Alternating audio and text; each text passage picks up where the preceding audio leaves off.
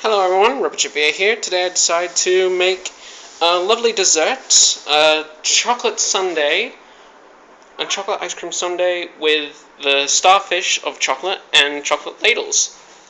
Things I'll be using: the bowl, saucepan of water, some spoon molds, some dark cooking chocolate, and also a plate with baking paper on it for making the patterned chocolate. So let's begin.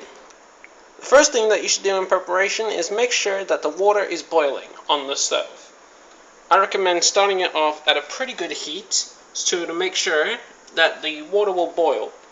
Just make sure when the water is boiled that you turn it onto the reasonable level for making the cooking chocolate. Also, what you want to be doing is preparing your chocolate itself.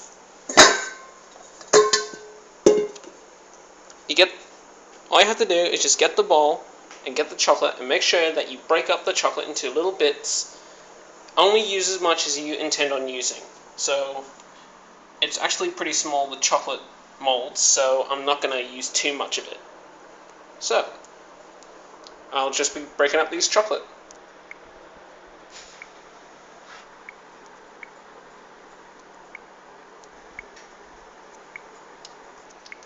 Wow, that happened all right before my eyes.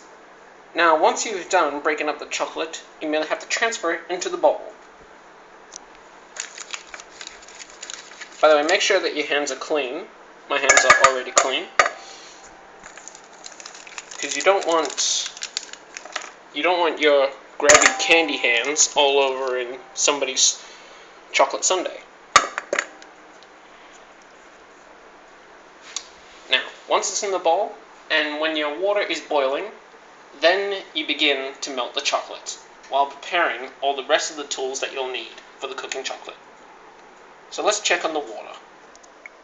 Water is hot, but not boiling, so you still need to wait a little bit longer. For the second component of this dessert, we'll be using... Oh, sorry, that's upside down. We'll be using some chocolate sauce, some milk, and as well as some ice cream, which I'm just going to leave in the fridge for now, for the freezer, so it stays nice and cool. So to prepare the sundae. So to prepare the sundae and also the chocolate beverage that will be served on the side, the chocolate sauce will be your best friend for both occasions. Alright, let's start off with the beverage. For the beverage, I was thinking we can do an iced chocolate. For the iced chocolate, first you want to start off with your drinking vessel. Then prepare your chocolate sauce and make a small little chocolate pool in the bottom of the glass. If you want to be really fancy, you can also try and coat the sides by tilting the glass to its side and swirling it around while the pool is in the bottom of the glass, therefore making a small wall on the bottom of the glass. I shall now show you the end result. Add milk and you're almost there. Now another thing that you may need for the iced chocolate is also some blocks of ice, therefore making it the iced chocolate. You can also just use more ice cream if you want to, but to make a proper iced chocolate, you will need frozen blocks of milk or just regular old ice cubes. Almost there. Add one scoop of ice cream and just a little bit of chocolate sauce over the top to make it perfect. Almost there, ladies and gentlemen. Just need a little bit on the top.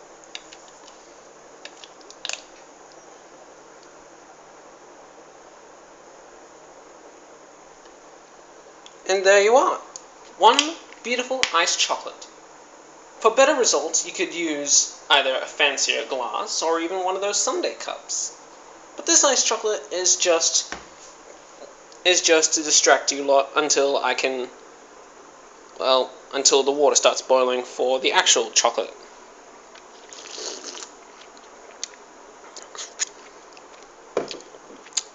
That was good.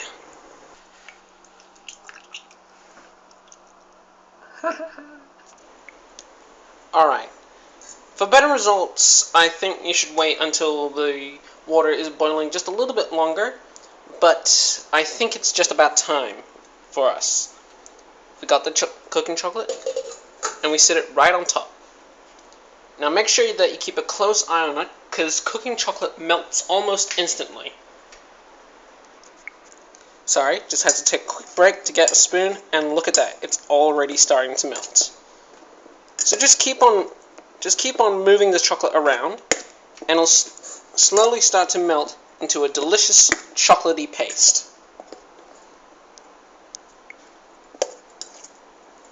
From this point, your chocolate is looking pretty good. Just remember, keep on mixing it. Don't leave it any time to itself. In fact, I might go chipmunk mode in this segment. Just keep on mixing it. Make sure that it's... because if you don't mix it, there's probably a chance that the chocolate will burn before you'll even get a chance to make anything artistic with it.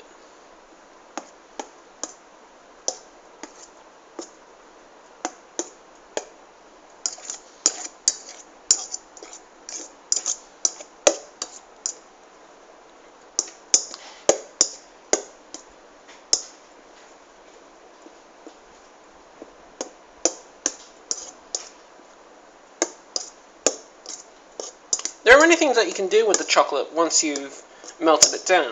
You could put it on top of the ice cream, on the ice cream sundae. You can make some delicious shapes, or you can use a mold if you're not that artistic like I am. But for now, I'm just going to be using chocolate spoon molds, and I'll try and do a little drizzle pattern with the chocolate. And the chocolate looks like it's coming quite nicely. Once all your chocolate is fully melted, you don't need to put it on the heat for much longer. Just when you can make delicious Cadbury swirls like that, you know it's ready. Make sure that there's no chocolate lumps left in it, and then we'll take it off the heat.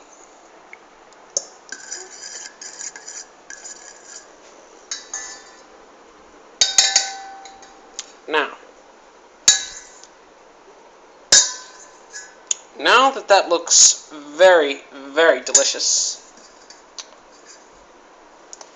it's now time to prepare the rest of the desserts. Some nice chocolate. Let's prepare the rest of it. Now, I'm doing two things with the chocolate today. First, I'll be making delicious chocolate spoons. And the second thing I'll be doing is making some chocolate drizzling patterns with the leftover chocolate. Now, for the chocolate spoons, quite simple. Make sure that you're sitting on a surface that you don't mind getting chocolate on. 1, 2, 3. Magic! Not really. Anyway, so let's get this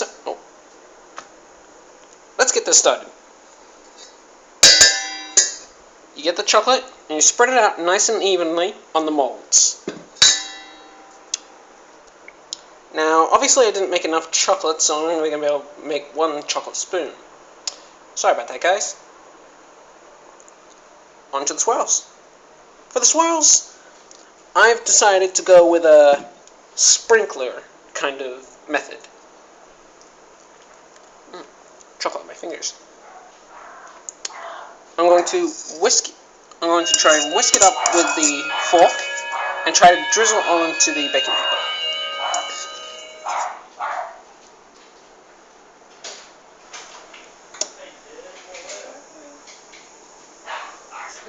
Okay, so it's a little bit different to what I planned, but this is exactly what I was intending anyway. Just something that'll be very thin, that's very brittle, that you can just stick in like a feather tail when you're finished.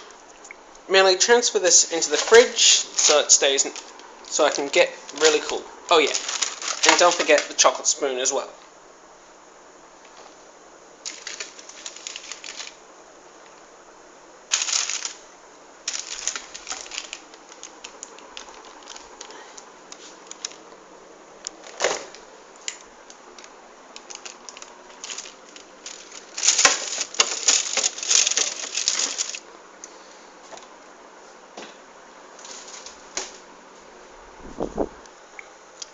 it's almost complete.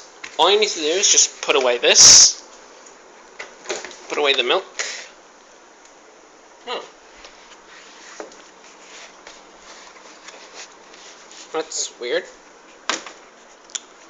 Didn't know those were. Now, we got the ice cream. All you have to do is just transfer it into the bowl. Very simple. Chocolate sundaes don't take too much effort.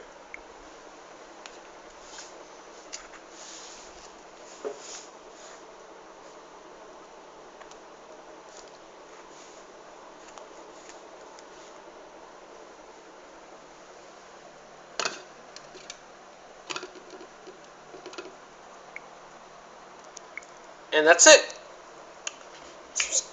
Scoops of ice cream. Now, chocolate sauce.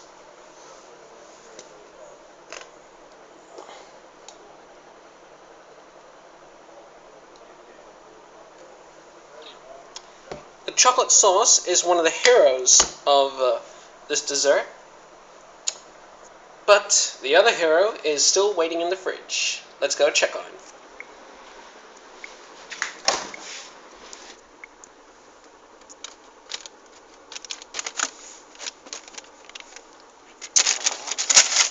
When the chocolate's solid, it's ready for presentation.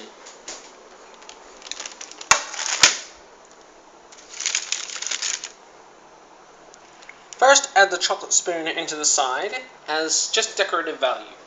Unfortunately, the ladle on the spoon broke for me, but maybe you might have some better luck. Now for the fantail.